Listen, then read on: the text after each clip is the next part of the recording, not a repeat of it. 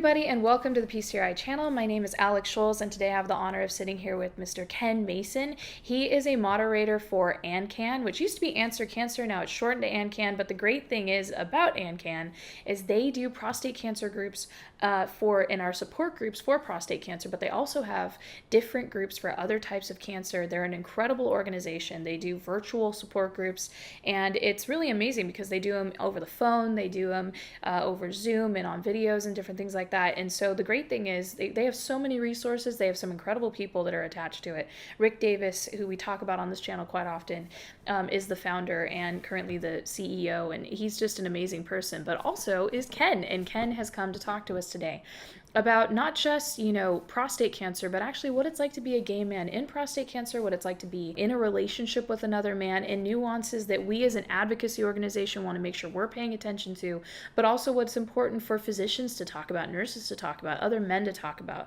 and how we can be a supportive community. So Ken, thank you so much for coming here today. It is an honor to have you. I've actually known you for years and have always seen your name in different email chains, but it's great to have you on the channel. Oh, it's very kind of you to ask me, and I was, of course, very pleased and happy to be able to say yes. It's one of the many blessings I've received since the diagnosis of prostate cancer, which is a little bit weird, I guess, to hear people say that getting prostate cancer is a blessing, but it's going on approximately 15 years now since I was first diagnosed. That was interesting because the diagnosis was for low grade prostate cancer, and it has stayed low grade prostate cancer. So I'm very lucky about that because one of the things I was able to do was to volunteer for a clinical study at the NIH in Bethesda, Maryland. And while I was there, I had an MRI. Trying to make a long story short, they scanned my stomach area and shared with me the fact that I also had a tumor in my bladder. So it was because I was aware of the prostate cancer and doing all that I could to find out about what that meant, what it didn't mean, what I needed to do about it, was the fact that I discovered the bladder cancer. Also, I think maybe indicative, I don't like people who are necessarily Rebecca of Sunnybrook Farm and very joyful and happy. Oh, wow, I've got prostate cancer. No, no, that's not the case. But I do appreciate people who can look at prostate cancer, who can say the words prostate cancer and not be intimidated by it. So, being diagnosed with prostate cancer, what was that experience like for you? Because, that was 15 years ago, and so, you're 65 years old. And what was it like, just being diagnosed? Did you know about PSA before? How was that process? I didn't even know what my PSA was. And I didn't even know that as a man ages, his PSA will rise. So unfortunately, the doctors that I went to,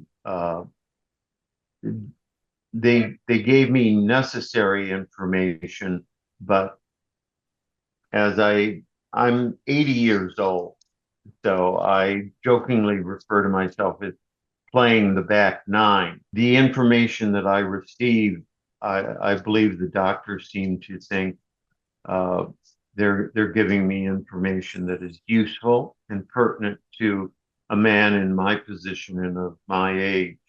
And I can concur with them. Very interesting thing that happened When I was first diagnosed, I went to see urologist. Thank you. That's my husband in the background. Um, and I was struck by the waiting room. The waiting room was full of elderly men, some elderly women, uh, but it was very quiet and people were whispering to each other. And it was a big downer. I didn't expect people to be happy that they were there and needed the services of a urologist. One of the things that I did when I met my urologist for the first time is make a joke. And I kidded him. He looked like he was about 16 or 17. And I asked him if that was his bike out in front of the clinic, uh, and whether or not if he knew when he was going to get the training wheels off of his bicycle. Um, so I wasn't the normal patient to begin with, and I made him laugh. That encouraged me. That encouraged me to stay as positive as possible, to try and look at some of this with the certainty that it needed to be examined with, um, but not with the all the negatives that it needed to be looked at. Um, and as a matter of fact, shortly after returning to Lincoln, Nebraska, I went through a BCG treatment for the bladder cancer and solve that issue, solve that problem. In the process of doing that and recovering from the treatment, I discovered that I had growth hidden in my colon. So again, trying to stay ahead of the curve and take care of the prostate cancer and be aware of that.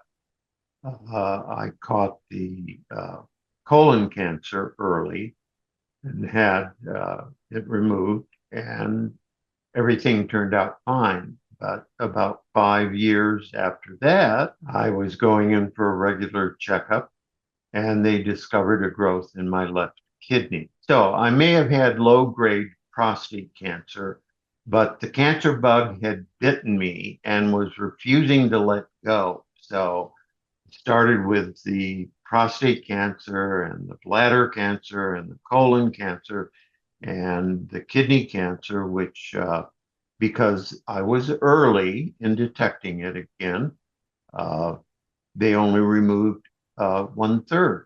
I was learning a very important lesson, and that is if you pay attention to yourself, you pay attention to what your doctor has to say, you do research, you gather information.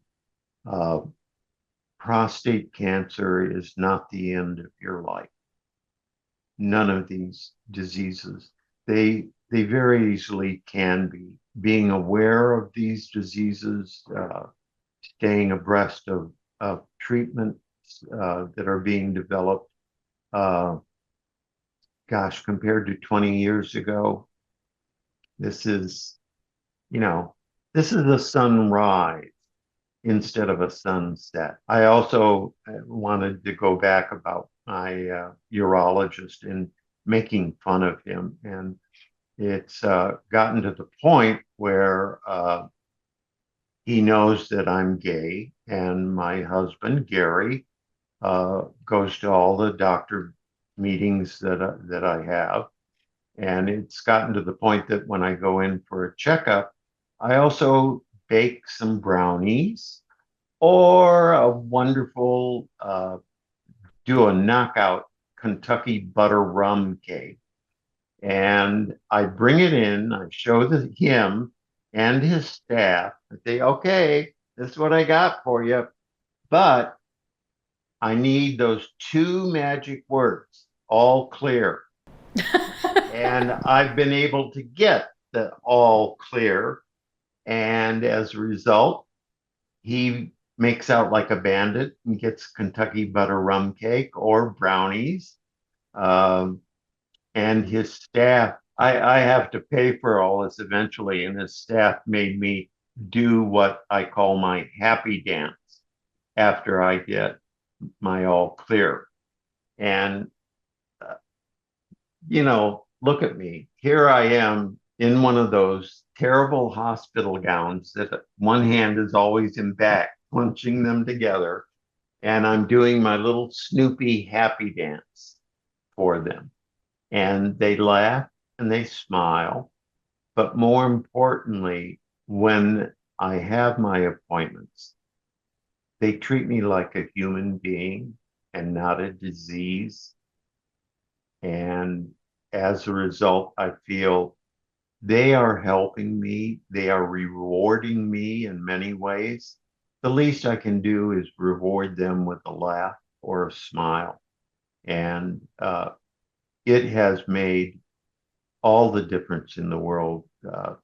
Sadly, way past 10 years, I've run into people, men, unfortunately, who have uh, had relationships with their doctors that are not nearly as good as mine. And I may be goofy and do embarrassing things, but it allows me to tolerate living with prostate cancer. Yeah. And it encourages me, more importantly, and I don't know if this is necessarily a good thing, but it allows me to serve as a model, maybe for what a person with a positive mental attitude can be or what they can do. Also, being a gay man, I think it demonstrates to a lot of people, uh, I'm not going to bite them. I'm not going to recruit them. I'm not going to do a lot of things, but I can make funny jokes. Uh, I can appreciate the care and treatment that I'm getting. And I don't think they're afraid of me anymore. Uh, and it's kind of a double whammy. It's rough enough to hear a doctor use the word cancer. Uh, but as a man and as a gay man, um, men aren't used to sharing those kinds of events that happen in their life. Being low grade, Gleason 6, and it being stable for 15 years is incredible. What was your PSA like at the beginning of your diagnosis, and what is your PSA like now? Unfortunately, no two men are going to have the same experience with their PSA and possible changes in it. So I'm only able to uh, answer your question with what happened to me. And one of the things that when I began this journey uh, was uh, an issue that troubles many, many men, and that is the need at times for biopsy. I've heard men swear that they'll never go in and get another biopsy. It's a tough issue. It's bothersome to me in a way because being a gay man, there's no polite or correct way to bring this issue up. But gay men have different ways of dealing with their sexuality and how they express it.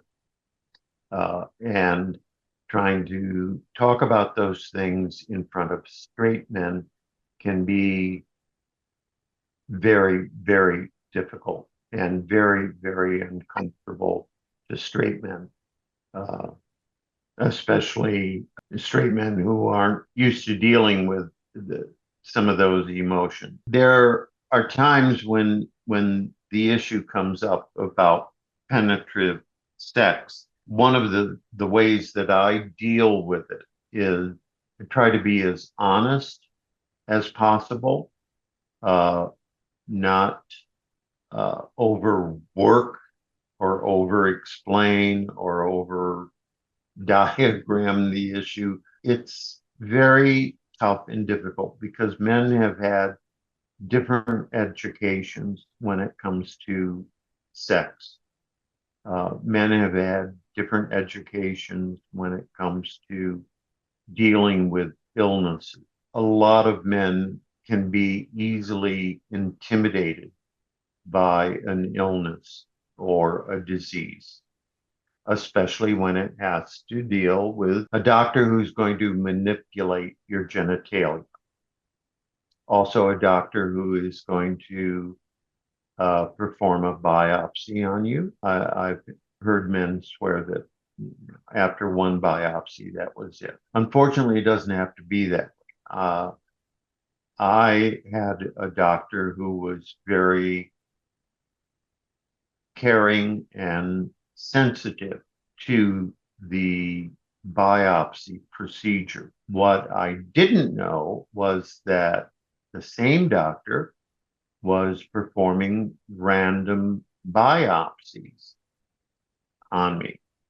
So my first step, and this is after I've accumulated some time within prostate cancer organizations and learned some things, basic things that I needed to learn. Having an MRI prior to a biopsy can help your urologist know where to see about placing or taking a biopsy cord. I had words with my doctor about going through 3 or 4 biopsies without having an MRI, partially because this conversation took place after I had been seeing him and visiting him and speaking with him. My ability to kind of take charge of parts of my treatment that I could at least have play an important part of. There's no way I was going to be able to perform a biopsy on myself, but I could certainly explain that, I've had biopsies and this was terrible. And unfortunately, that happened while I was at the NIH for a follow-up. And the discomfort was so great that I started to faint on the table. And that was kind of scary because I believe, and I'm not sure about this because I'm not a doctor, but I believe part of the procedure for fainting is it's as if your point of view or the world as you see it begins to shrink and shrink and shrink and turn gray, is losing my ability to speak, and explain to them that I've had not many but enough biopsies to understand that this one was being performed very, very poorly. I did ask whether or not if there was an intern present and if the intern was doing the biopsy. And of course, you're laid out on the table and resting on your side, so you can't look back and say, who the hell are you? And what are you doing to my behind? I wanted to, but as I said, I was also in the process of beginning to faint, which was promised some wonderful relief from the discomfort and pain. That's just a really intense situation to go through. And I think that people don't understand that, when we talk about biopsies, they make it sound so simple and it's not. One of the things that you mentioned is that you talk to your doctor beforehand or even in the process of after you've already had some of these biopsies about, your orientation as a gay man and what that means to you. So, just how did you go about that conversation? Because I think a lot of times when I talk to gay men and prostate cancer, I notice that sometimes there's a lack of boldness to come out and have these conversations with your doctor and to make them aware of things that they just may need to know about. So, what are some things you wish that men would talk about when speaking to their doctor around biopsies? The fact that Gary, again, my husband, has accompanied me to every appointment that I've had with my urologist and with my primary care physician has certainly proved to be very helpful. I have to credit my sense of humor uh, with learning how to back myself up, how to be my best own supporter in what's happening, what's going on with me and my health. The fact that I can make my urologist laugh also means, and you'll have to bear with me in this, there are times when I can question him and his opinion and ask for, uh, can you tell me more about that? Can you, and as you very astutely pointed up, uh, I mean, most men are not told what is going to physically happen to them when they have a biopsy. Uh, I was shocked and appalled shortly after the procedure had begun when they evidently pulled a small triggering device, which protrudes the needle into the prostate, takes a core and moves it back and out of the way. And then the doctor is able to move on to the next 10 or 12 cores. Again, I go back to that sense of humor. I'm not there to laugh at these people. These people deal with it the best way that they can, and I give them credit for that. But it's almost, some of the people in the waiting room, it's almost as if they've given up. That's terribly, terribly sad. And it's something that can be maybe not easily reconciled, but it is something that people can do something uh, about. Not only does your urologist have to explain to you what's going to happen, say, when you're having a biopsy, but your urologist also should be able to talk to you about the anxiety, the depression that can form and begin to build as you walk this pathway that is called prostate cancer. Again, speaking with people, uh, functioning as a part-time moderator uh, for a support group, it's important that people know they have a certain amount of power and authority, and that power and authority can lead them to become their best own advocate. And they can also learn that they warrant and deserve their feelings and their opinions about what's going on and what treatment is doing for them. And they should be able to get information and feedback from their doctors without having the doctor say, well, I don't have time for that.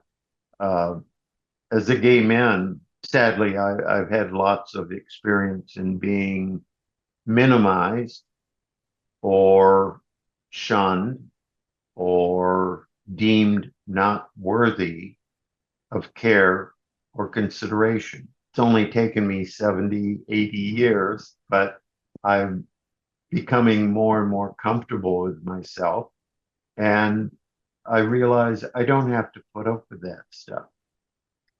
Doesn't mean that I have to cause a mini riot in a waiting room or make fun of my urologist bicycle with training wheels, but it does mean that I can have access to those things. Also, it's proved to me that my gut very rarely misses. One of the things in my research with gay men and prostate cancer, so I called a local clinic here that focuses on men's health here in LA. They do have a whole section of their team that focuses for gay men in men's health, which was very exciting. And one of the things that they said is that every time a man comes in to get a PSA test, they also are giving them HIV tests. And I spoke to the doctor and I said, that's kind of interesting. And he was mentioning that this is becoming more and more of a wider spread system.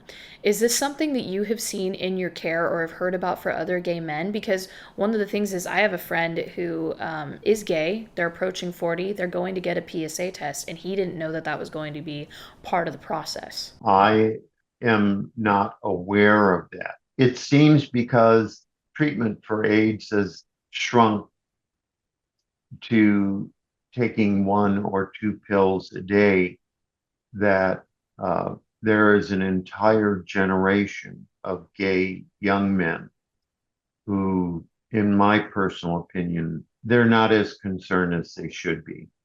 And I dislike telling people you should do this or you should do that. I do enjoy talking with people and saying you have options available. As I've said, I'm not familiar with that. AIDS is still a serious concern for people.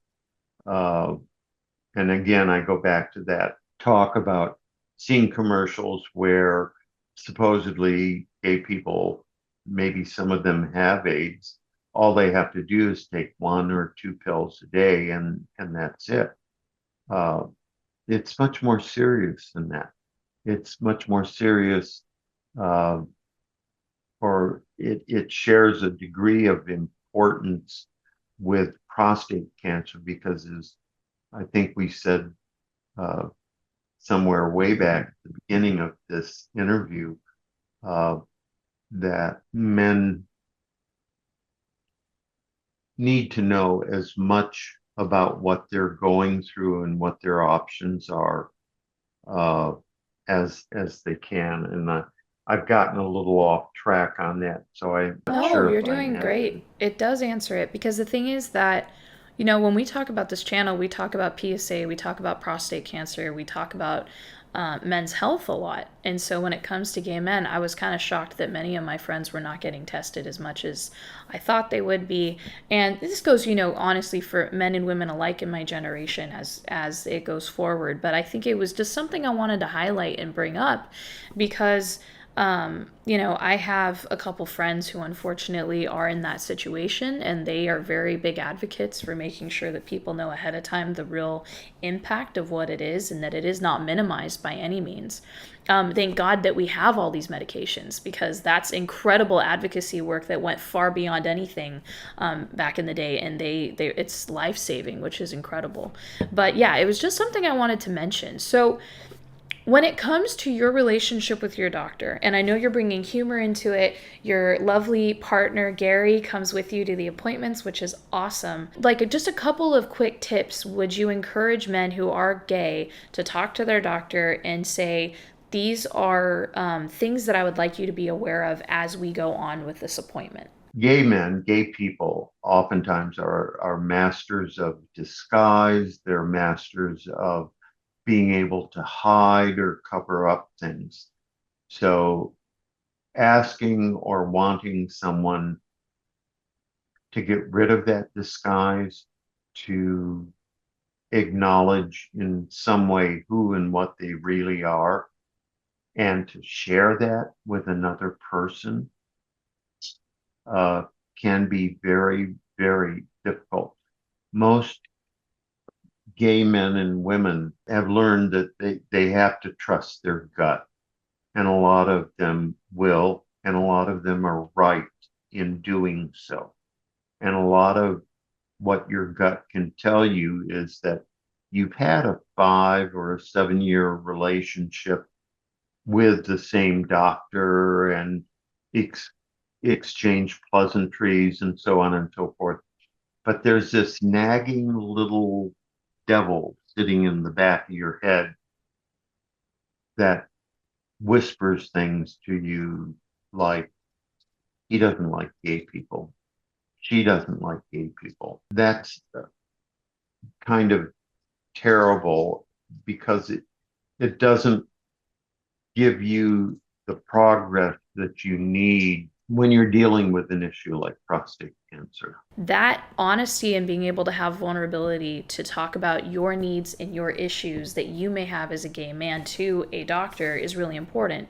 So, do you encourage men, even more so, to find a relationship that works with them between the patient and the physician, and make sure they're getting those second, third, fourth, fifth opinions if necessary until they find someone they're comfortable with? The second, third, or fourth, or possibly even the fifth opinion it is very, very important.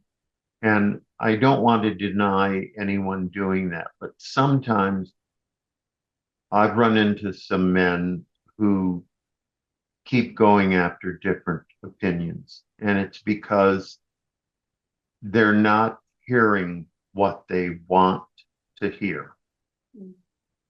And being able to accept what they hear is a hard road to travel.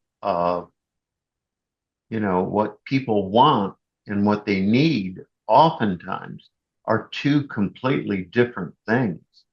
And I can appreciate that other men want to be healthy and happy and not worry about their PSA.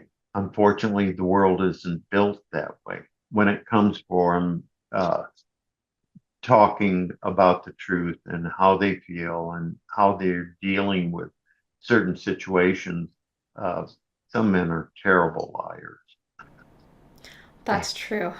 And it's That's because they don't know what to do with the truth if they're given it. And I apologize. I don't want this to sound all, you know, philosophical and everything, but sometimes the world is a bad place. When it turns out to be a bad place, the way that you look at it, the way that you deal with it, the way that you talk about it is so incredibly important because those things can and do often make an important difference. Just the fact I listen to men as a moderator and hearing them tell their story, and there are times when I hear men will go 7 miles around the back end of the building that we're in and the meeting that we're having to avoid saying those two words, prostate cancer.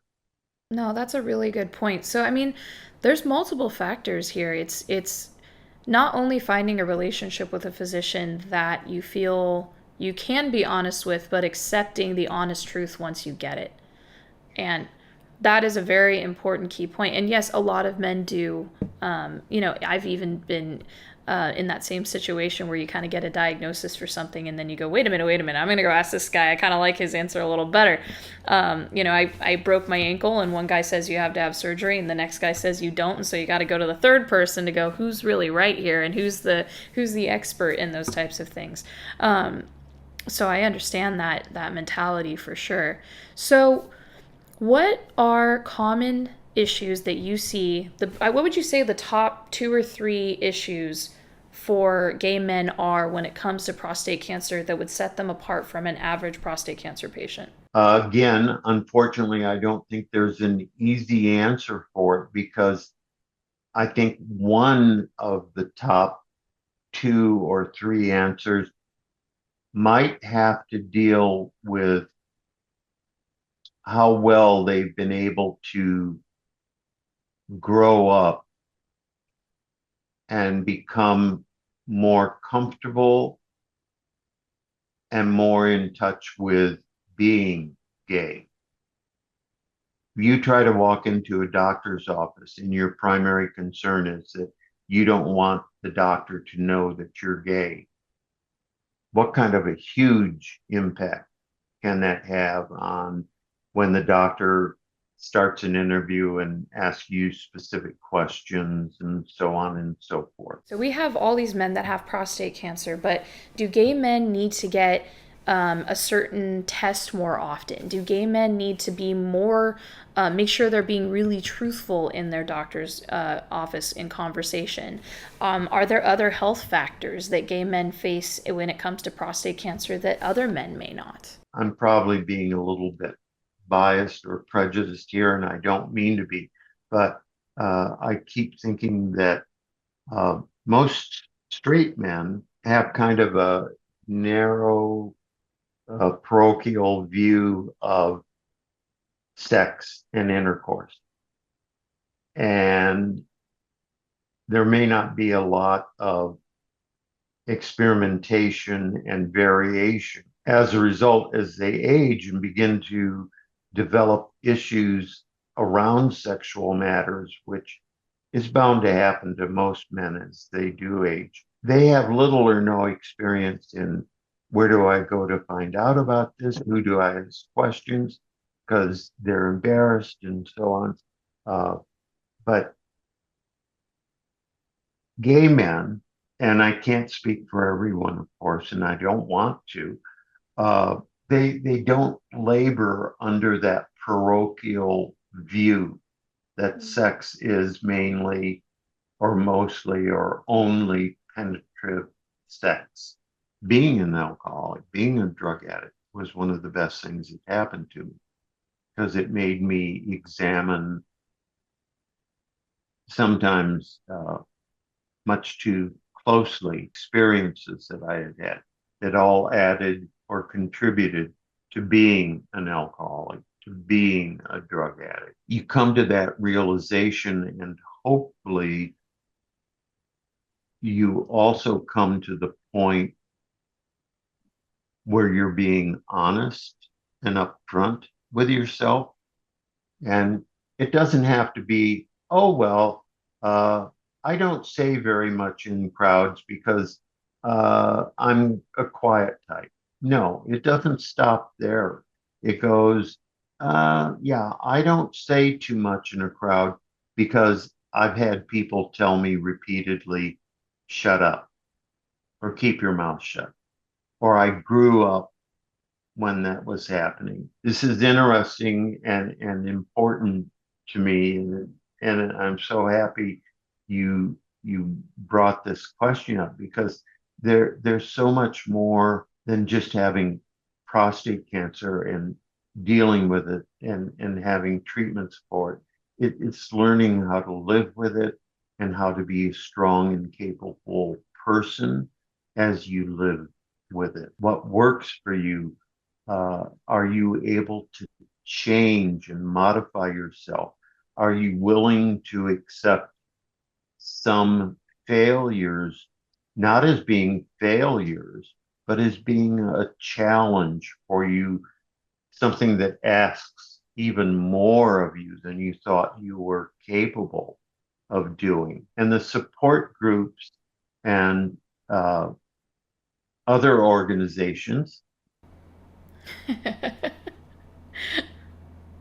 uh, do straight men, gay men, uh, people trudging the pathway for prostate cancer. These organizations, I've often referred to them as being going to a meeting and having 15 or 20 people on the screen. I'm inside of a library, and each man in that library is a book. And each one of those books is different and unique, has a different beginning, has a different tone. Some of them come with drawings. Everyone has their story and everyone has a value. And going into a library opens you up to learning so much more that it is just incredibly important. And not only does it enlarge your view as a reader, but it enlarges the person's view who wrote that book. Because normally we get into some kind of a conversation with them, or what they have written precipitates question and comments and ideas. So, how would you say your relationship with your husband, just being in a gay relationship and having prostate cancer, affected you? We are rapidly approaching our 40th anniversary together. Gay relationships, they're married in dog or cat years, and each year that your dog is alive, is 7 human years. So we figure, 40 years times 7 is going to be what, 280 280 years. years? Yeah. Yeah. And it's like, oh God, let me die and get out of this. It's had an impact, but because of the nature of our relationship, uh, difficult times that we have been through leading up to a 40th anniversary has helped us temper the steel that we are made of. One of the reasons people get into a relationship is they care enough about the other person to put up with some minor inconveniences and possibly even call some of those inconveniences to the attention of their partner, not in the hopes of, oh, I want you to do what I'm telling you to do, but no, I want you to do this because I think it'll make you a better person. I think it will make us a better couple. I would like to say, give the gay guys a little round of applause, for trying and being on the fringe out there, because they are willing to take uh, some chances more than straight men will. But uh, again, recovery from drinking and drugs. I'm going to use a swear word here. If a person was an asshole when they were drinking and doing drugs, 9 times out of 10, they're going to be an asshole when they're clean and sober. Just being clean and sober doesn't put a halo over your head or wings on your back. Those are something you really have to work for and learn how to use, because most of us have that halo. Most of us have those wings. It's just, being able to see them and understand what they're there for and give ourselves the permission to try and fail to use them. Yeah. The piano in the background, the fact that he has played piano so often. I often think that being musical in nature gives a person different kind of wiring in their brain. So when they do something either incredibly fantastic and out of sight, or something maybe not so out of sight and not so incredibly creative, you go, oh, well, that's the way they are. Being a person who has, lived with prostate cancer for 15 years, because you are an active surveillance patient, been diagnosed with prostate cancer, has battled 3 other cancers and won, so 4 cancers in total, and then being a gay man who has prostate cancer, I believe sets you apart to give advice to the next generation of men. Just as a standoff, we could have had one of those things and it would have worked. But what would you say to men who are newly diagnosed with prostate cancer and are gay? What do you just wish those men knew ahead of time that you have learned from your journey? I wish those men were lucky enough to have had a similar experience that I had almost immediately after I was diagnosed. And that was getting on the internet, going through prostate cancer sites, and one way or another finding 1 or 2 and contacting them, and initially coming to rest in a place that was comfortable, even though I wasn't, a place that was safe and sacred in a manner of speaking, and a place where people welcomed and accepted me. Not that I, did my happy dance for them or anything like that. I didn't, and normally don't present myself or introduce myself as being a gay man. I introduce myself in other ways, and then the gay information comes a little bit later. But I'm sure we've met people that we feel comfortable with, that are kind and courteous and loving, and we almost know immediately, this is someone I can trust. This is someone I would like to be like, and someone who I admire. Uh, that's what I would wish for people, that they know and understand there are people out there like that. There are groups out there like that. Just because you don't find one on day one or day three or day seven, don't give up. I think as people trudge that path, that they learn to trust themselves more and more, because what's happening is they're moving towards that pathway. They may not be on it, but they're still moving in that direction. It's can be a very terrible thing if you don't trust yourself. Well, before we leave, can you give me a shout out for AnCan and talk about the incredible work that you do and just explain to the audience? I'm going to go ahead and link your information in the comment section below, as well as AnCan, so that people can get in touch with you and other resources for gay men. The AnCan site covers prostate cancer from people like myself, and with low-grade prostate cancer, and then it begins to move up on a scale, people that have low grade to intermediate prostate cancer.